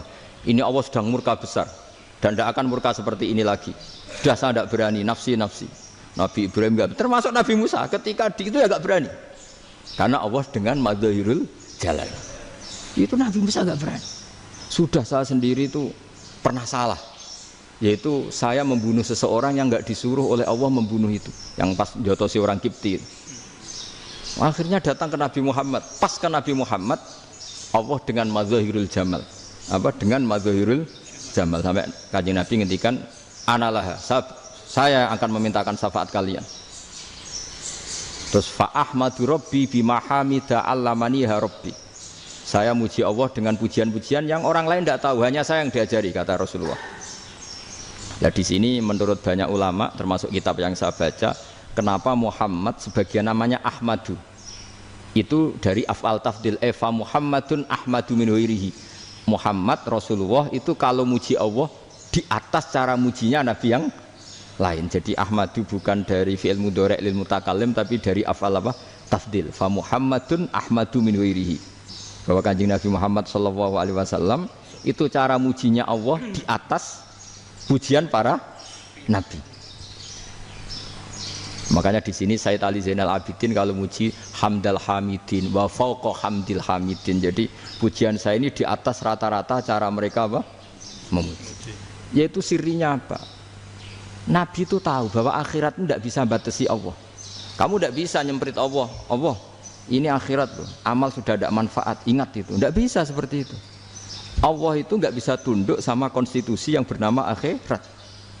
Artinya Allah meskipun di akhirat tetap duwe hak yaf'alu ma yasa atau yaf'alu ma yurid. Nggak bisa kamu terus wah ini akhirat amal ra iso dikirim wong mati, amal ra iso dikirim. Ya pangeran kok mbok atur. Kalau kita yang mengirimkan tidak bisa, tapi kalau Allah tetap bisa. Makanya ada kiai mengatakan kodok qadar ora iso dirubah, itu kamu. Makanya ada seorang kiai ditanya, kodok qadar ora iso dirubah sekali dicatat selesai. Jari kiai tadi, tapi nak Allah iso. Dalile apa ya yamhu ma yasha wa yusbit. Nak Allah ya iso, sing ra iso kan kita. Nah, Nabi itu tahu betul meskipun akhirat itu Allah masih bisa dinego saking baiknya. Akhirnya Nabi sujud, masyhur itu terus, ya Muhammad irfa' ra'sak wasal tutok wasatu safa. Semat sirahmu angkat, kujo apa tak turuti. Terus semenjak itu Nabi minta apa? Syafa'. Artinya apa? Ketika Nabi lain berpikir bahwa akhirat ini membatasi amal karena sudah Nabi tahu betul kalau Allah tetap Allah. Yang enggak terbatas kekuasaannya, enggak terbatas rahmatnya juga saat di akhir. Makanya disebut fa Muhammadun Ahmadu min wirihi. Makanya wa mubasyiram bi rasuli ya'ti mim ba'di ismuhu Ahmad. Jadi makanya terus banyak GNU sing macam-macam lah. Sing ana sing potongane wedi terus hati-hati. Niku berarti makome Madzahirul Jalal. Ana sing amen guyon nek makome Madzahirul Jamal. Ana sing ra jelas ngene iki, sing ra jelas. Nak guyu buanter kok nak nangis yo buanter. Jebule urusan utang. Lah ini sudah yang udah. Jadi makanya yang rileks saja. Sebenarnya agama ini santai, rileks karena agama ini harus bifarohin wasururin. Enggak boleh agama ini dibawa dengan kekerasan, dengan antisosial.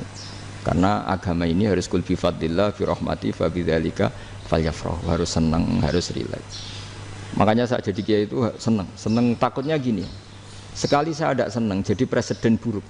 Ternyata jadi wong alim ora enak, itu contohnya. Sampai merengut terus uripe susah, nanti orang tidak berani jadi orang alim. Makanya saya buktikan bahwa saya lebih bahagia dibanding rektor. Nanti orang ingin jadi rektor semua, ingin jadi orang alim.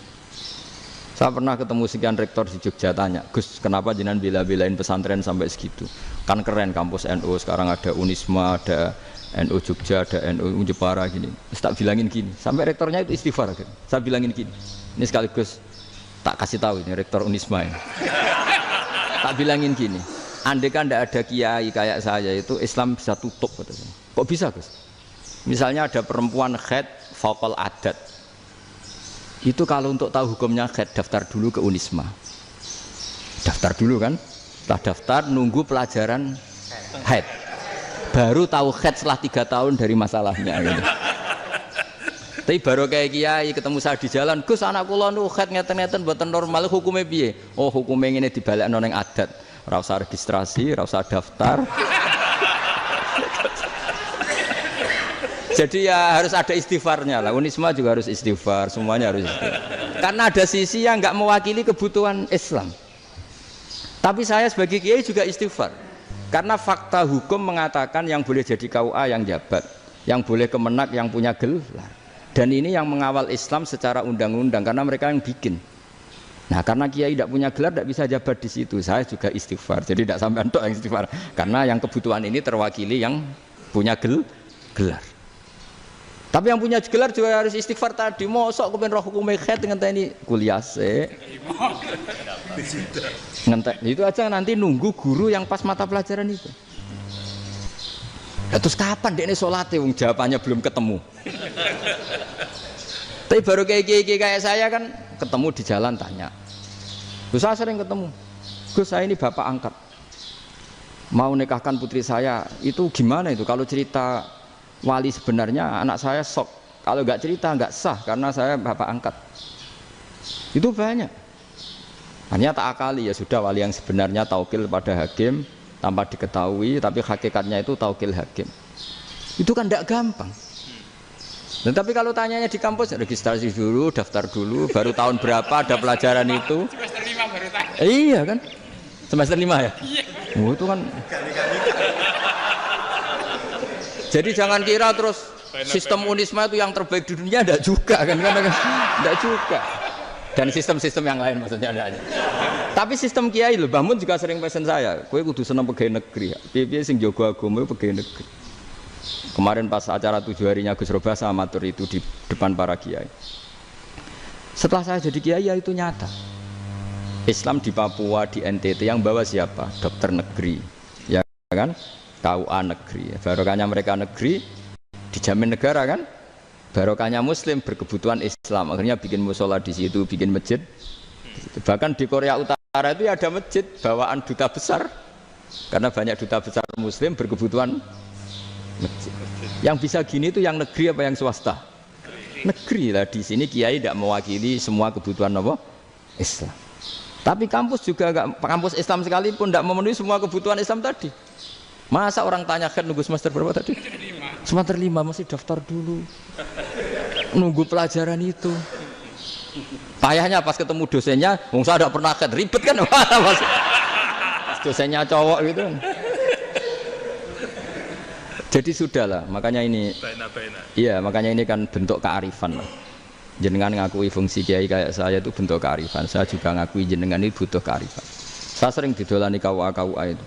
Itu rata-rata ya didikan kiai. Kompilasi hukum Islam itu banyak ya, janda cantik. Contohnya harus cantik, kalau jelek nggak mungkin terjadi kan. Ada janda cantik kebetulan suka kawin tapi takut zina. Saya ulang lagi, suka kawin tapi takut. Itu seringnya gitu Pak Rektor. Jadi dia kawin bosen. Bilang ke KUA, Pak, saya sekarang mau nikah sama ini. Loh, tapi kamu mau punya suami. Ya tapi kan nggak tercatat, Pak. Itu KUA-nya rata-rata itu nggak berani. Meskipun nggak tercatat, karena secara fikih meskipun nggak tercatat, tetap dia seorang perempuan yang bersuami. Maka nggak boleh nikah sama orang lain. Jadi coba kalau nyuwun sewu KUA hanya ngikuti hukum formal, yang penting di catatannya nggak punya suami, ya dinikahkan saja kan. Tapi mereka enggak, karena didikan kiai enggak berani. Artinya gini, kalau hanya pro hukum catatan sipil, maka ini dinikahkan bisa karena enggak tercatat. Tapi secara hukum santri enggak bisa dong menikahkan perempuan sing dadi zaujin yang punya suami. Nah, ini barokahnya kerjasama yang baik. Jadi di masyarakat itu tertanam didikan kiai, enggak boleh nikahkan perempuan yang bersuami. Tapi di KUA ngikuti hukum formal. Dan di Indonesia itu KUA itu rata-rata konsultasinya ya sama kiai, sehingga ya nggak berani akhirnya meskipun aku wedi mlebu neraka mbak gak iso. Dan itu buahnya. Seorang lagi ya, makanya ini kan pesantren itu nggak boleh mati. Orang kiai-kiai kayak saya nggak jelas-jelas itu harus lebih jelas lagi. Karena ini yang on time, yang online, yang siapa saja bisa tanya. Saya itu SMS saya itu nggak punya HP WA. HP jadul itu SMS-nya tiap hari entah berapa, orang yang tanya dari Kalimantan, dari Aceh. Gus, di kampung saya ada masjid 2 itu yang Samana, ada yang dari orang perkotaan. Gus, di perumahan baru ada masjid, yang Jumatan baru orang 12, sah enggak? Ya langsung saya jawab, sah. Dalilnya ini. Ya sudah, nah, tapi kata Imam Syafi'i gini harus orang 40, itu madzhab Syafi'i, dalam madzhab yang lain gini-gini. Itu kalau tanya rektor itu kan ribet. Masuk ajudan dulu, asisten dulu, panjang.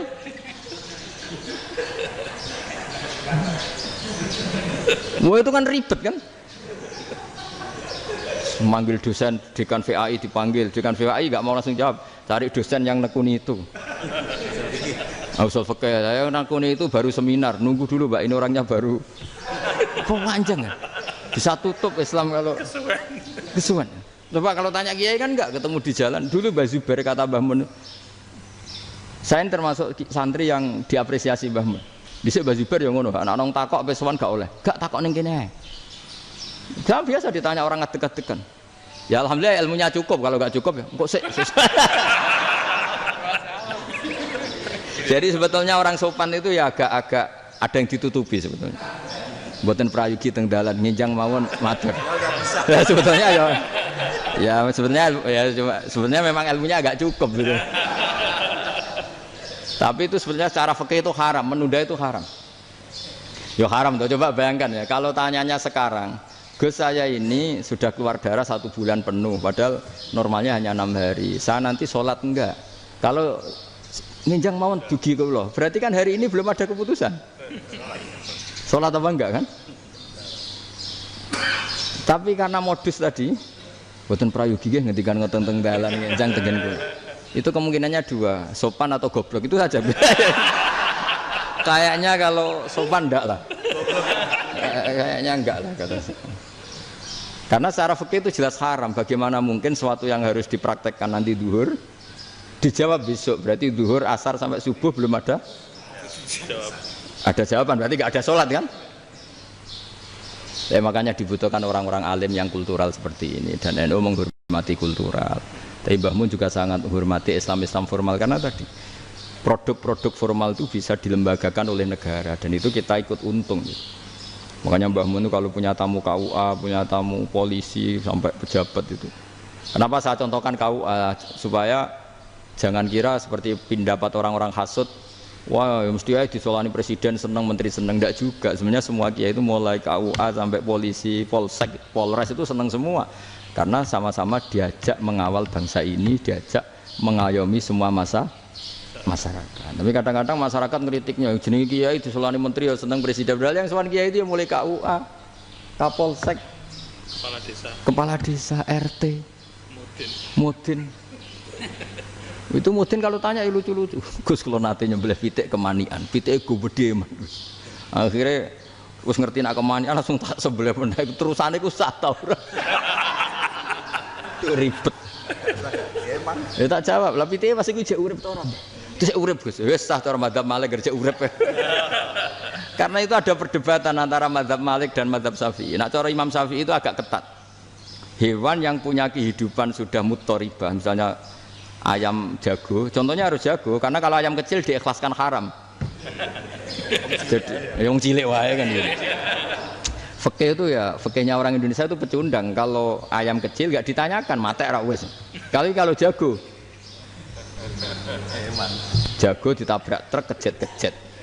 Andai kan nggak disembelih pun mesti mati. Itu cara madzhab Syafi'i itu haram.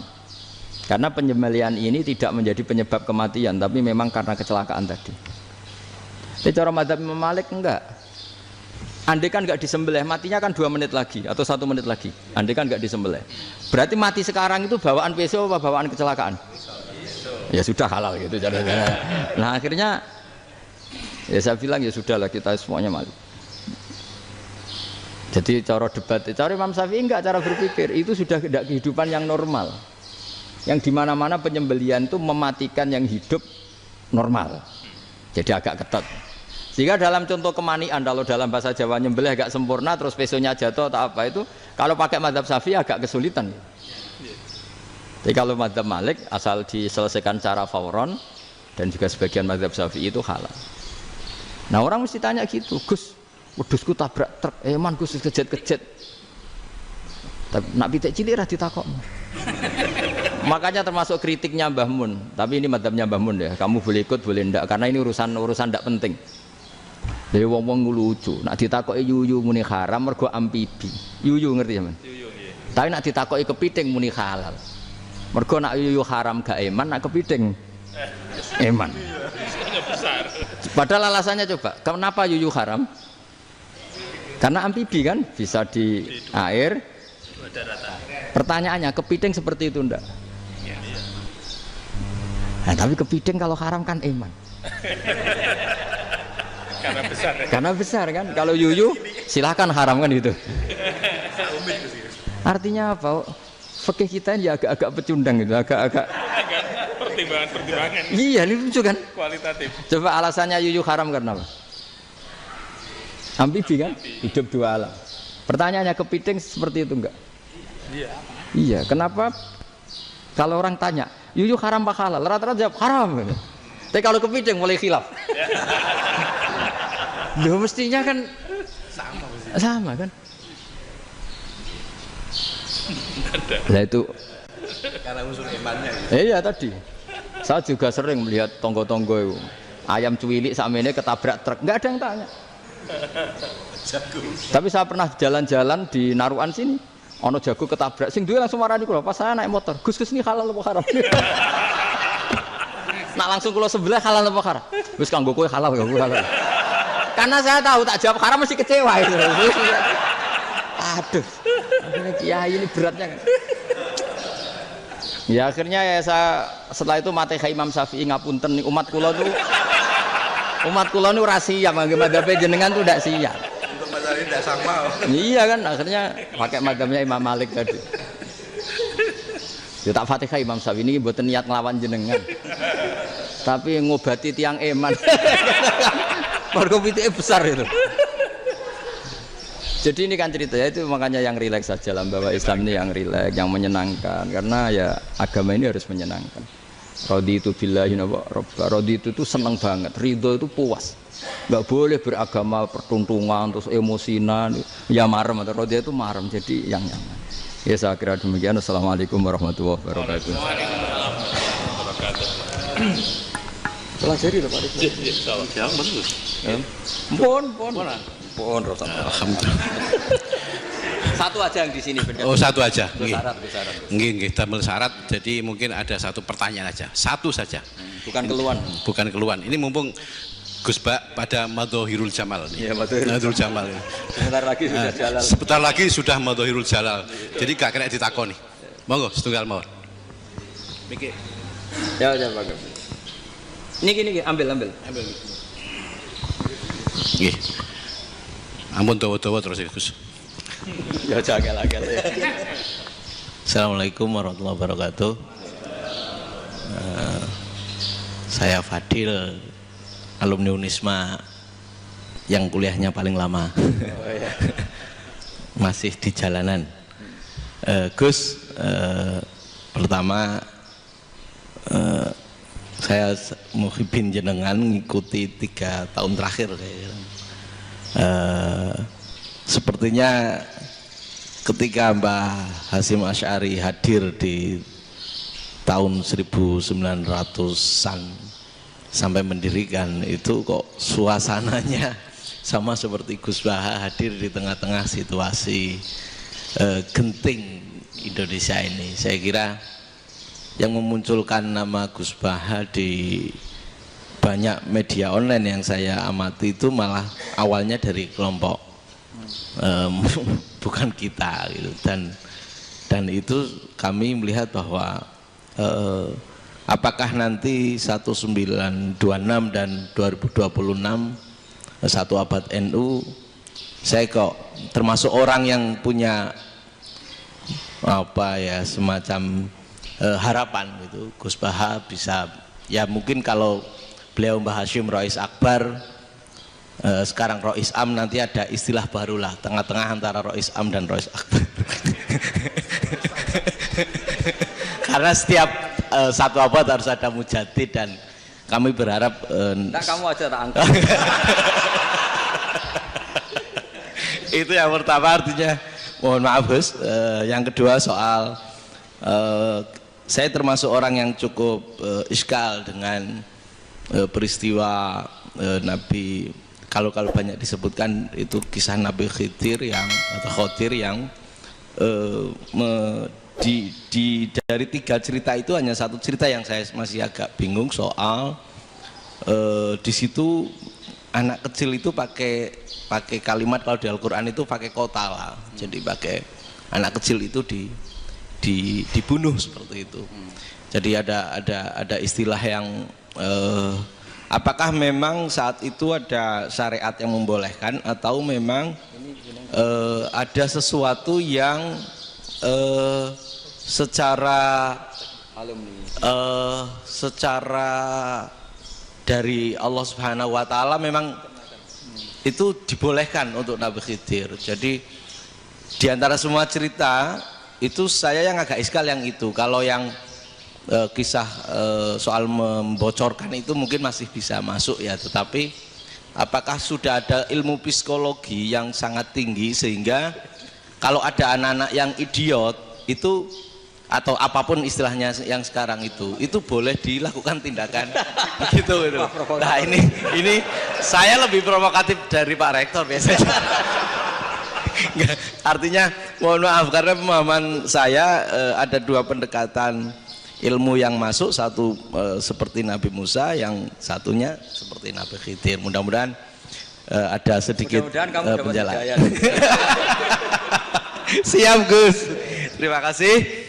Dan yang terakhir mudah-mudahan karena Indonesia situasi terakhir saya kira kita ketahui lagi pandemi seperti ini Gus, jadi saya juga ingin pendapat Gus Baha, apakah ini situasi pandemi corona itu Allah sedang Madhohirul Jamal atau Madhohirul Jalal? Terima kasih. Assalamualaikum warahmatullahi wabarakatuh. Assalamualaikum warahmatullahi wabarakatuh. Monggo langsung mawon Gus. Ini provokatif ini kayak. Loh di situ aja kamu tanya kok terus mirip. Siapa Fadil ya? Fadil. Dari peternakan ya? Peternakan. Tapi mau ngomong tafsir itu. mulai kacau peternakan ngomong tafsir ini mulai kan. Iki yai kula peternakan. Nggak, ini ada yang hafal Quran ngaco, paling nggak setengah hafal. Nggak yang dari Unisma. Nggak begini, ayat itu kan ditutup wama fa'altuhu an amri, ya saya maknani wama fa'altu lan orang nglakoni ingsun hu ing kabeh sing kasebut an amri mergo kepinginanku ingsun. Jadi saya melakukan itu semua bukan karep saya sendiri. Jadi Khadir sendiri itu kamu untung enggak nekuni tafsir. Kalau nekuni tafsir yang kamu soal bukan Nabi Khidir, karena Nabi Khidir itu hanya satu orang. Yang kamu soal harusnya Israel. Itu ndak rektor, ndak kiai besar, ndak siapa saja dihabisin itu. Kenapa Israel tidak kamu tegur? Gimana hukumnya qatlul mukmin? Kenapa Israel tidak kamu masukkan ayat wa may yaqtul mu'minam muta'ammidan fajazauhu jahannamu khalidan fiha. Ingat ya Israel. Iya kan? Nah, Israel melakukan pembunuhan itu, kadang yang dipateni nyuwun sewu orang soleh betul. Tapi wae kabundut ya. Itu Israel juga tidak atas pilihannya, tapi karena perintah. Nah, Khadir itu bukan nabi syariat, kira-kira mirip kayak Israel, karena beliau bukan nabi syariat. Jadi ini agak aneh, ini kan orang nekuni tafsir kayak saya sampai berjilid-jilid kitab. Saya kemarin mata saya agak sakit karena saya nangis itu sudah 2 hari. Bukan mikir sampean, tapi mikir ilmu ini harus ada yang mempertahankan. Karena apa ya, nekuni ilmu itu kan ribet. Kalau yang nekuni ilmu terus dosen terus rektor itu ya agak ada fasilitasnya. Kalau nekuni ilmu kiai itu naruh keramat kan taqabbala wa minna minkum taqabbal ya karim. Iya, tapi saya alhamdulillah keramat, jadi ya tetap hidup itu terus. Saya ulang lagi ya. Harusnya Mas Fadil itu kalau nekuni itu yang disoal tuh Nabi Khidir. Nabi siapa? Apa malaikat siapa? Israel. Karena itu korbannya lebih banyak. Pertanyaannya, Israel kena enggak oleh aturan ayat wa may yaqtul mu'minam muta'ammidan fajazahu? Kan enggak. Karena semua itu wa ma fa'altuhu an amri. Saya lakukan ini. Mungkin ngaji kamu enggak khatam sih, mau delok fakotalah itu. Itu Nabi Khidir pasti tersinggung, enggak baca belakangnya itu. Ya karena jurusan peternakan itu. Atau salah gurunya yang ngajar. Daripada nyalakan satu orang mendingan 2 ya. Jadi kalau ngaji itu khatam, sehingga ngerti ayat itu kan ditutup wa ma fa'altuhu an amri. Nah, menurut Ibnu Hajar Al-Asqalani yang nyarai Bukhari, dan ketika itu cerita tafsir ayat itu, wa hadza dalilun ala anna Musa afdhalu minal Khadir. Justru ayat-ayat itu menunjukkan Musa itu lebih utama ketimbang Nabi Khidir, karena Nabi Khidir monoton melakukan apa saja yang diperintahkan Allah, sementara Musa tetap dengan gugatan syariatnya. Beliau gak terima ada orang main membunuh. Aqtal tanafsan zakiyatan bi ghairi nafs laqad ji'ta syai'an nukra. Nah, sur'atu Musa ila nahyil munkar itu menunjukkan beliau Nabi ulil azmi. Jadi Nabi Musa langsung sikap, wah ini tidak benar kamu, padahal sudah ada perjanjian, kamu tidak boleh bantah. Tapi Nabi Musa lebih ngeboti syariat, lebih memihak syariat, nahi mungkar itu wajib. Justru itu menunjukkan derajatnya Nabi Musa fauqal Khadir. Makanya Nabi Musa tetap gugat, nggak bisa dong, ini nafsan zakiyatan kok kamu bunuh. Maka itu jadi ilmu. Nabi Khidir pada akhirnya nyuwun sewu ya tidak bisa jawab. Makanya beliau menutup wa ma fa'altuhu an amri. Sebenarnya saya sendiri itu ya tidak punya alasan. Jadi kalau Israel kamu tanya, ini gimana ini wong melarat mulai cilik, meh sugih mbok pateni. Mbok yo baro ben sempat sugih itu. Ini kuliah paling lama urung sempat urip penak. Nah itu kan mbok yo mateni wong kira-kira lah nek wis sempat mapan sempat. Lu andai kan Israel pakai aturan syariat kan mateni orang kan ya dikira-kira lah. Jadi itu tidak ada hubungannya tadi dengan ilmu yang kamu katakan urusan psikologi, anak itu tetap semuanya haram dibunuh, nggak boleh. Ya jadi tetap, makanya ini pentingnya ngaji khatam itu tadi. Jadi pada akhirnya Nabi Khidir itu ada punya alasan, hanya ngendikan wa ma fa'altuhu an amri. pada akhirnya yang paling pokok yaitu semua ini saya lakukan saya sendiri itu tidak tahu karena perintah. Jadi untung kamu nggak nyual Nabi Israel. Kalau nyual diincem ribet kan. Ini orang tadi pas seminar Gus Bak ngeritik saya. Wah. Jadi itu pinter kamu. Yang kamu soal Nabi Khidir. Jadi enggak itu. Ya kalau nyual Israel resiko tinggi itu, resiko tinggi. Tapi yang jelas gitu ya, makanya tradisi pesantren seperti ini harus terus karena yang punya tradisi khatam. Saya tuh kalau ngaji kitab tidak khatam tuh tersiksa karena tadi kadang-kadang yang depan-depan tuh tidak jawabannya di belakang ya tadi wa ma fa'altuhu an'am. Dzalika ta'wilu ma lam tasti alaihi sabra. Jadi ya sudah kira-kira seperti itu. Wajar kamu tidak sabar, wajar kamu tidak itu memang saya sendiri sebenarnya juga paham itu. Jadi cara basa Jawa niku wajar saya musakira paham. Jadi aku dhewe ku ya ora paham. Wong aku ya mau nglakoni gitu. Jadi sebetulnya sama-sama ada itu kan.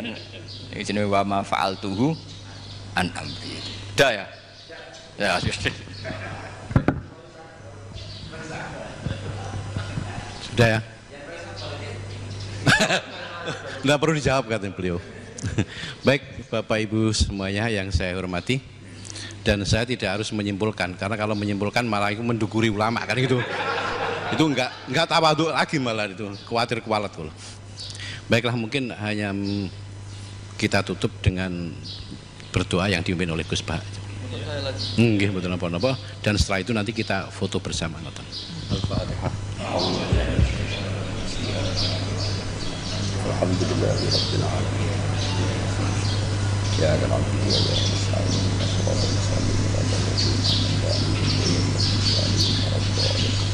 Nahmaduka ya Ghafur ya Syakur wa salli wa sallim ala sayyidina Muhammad wa ala alihi wa sahbihi wa maj'alna mutawaddina fika mutahabina fika mutabadilina fika mutanasirina waj'alna ya Allah mimma yaj'aluka samadana wa maqsudana fardo anna ya Allah lakal hamdu ya radita lakal hamdu fa'tarida lakal hamdu hatta tarda la nuksi thanana alika anta kama atita ala nafsi Allahumma ya ilahana bijari basirina Muhammad salawatu alaihi wasallam ij'alna ya wa min khiyari ummati ij'alna mimman yuqimu hadzal din wa mimman yakhtumuhu wa yansuru waj'al ya Allah himmatana fi hadithar ila kalimatikal ulya wa mika fatimika assalamah wal afiyah fid dunya wal akhirah Rabbana atina fid dunya hasanah wa fil akhirati hasanah wa qina adzabannar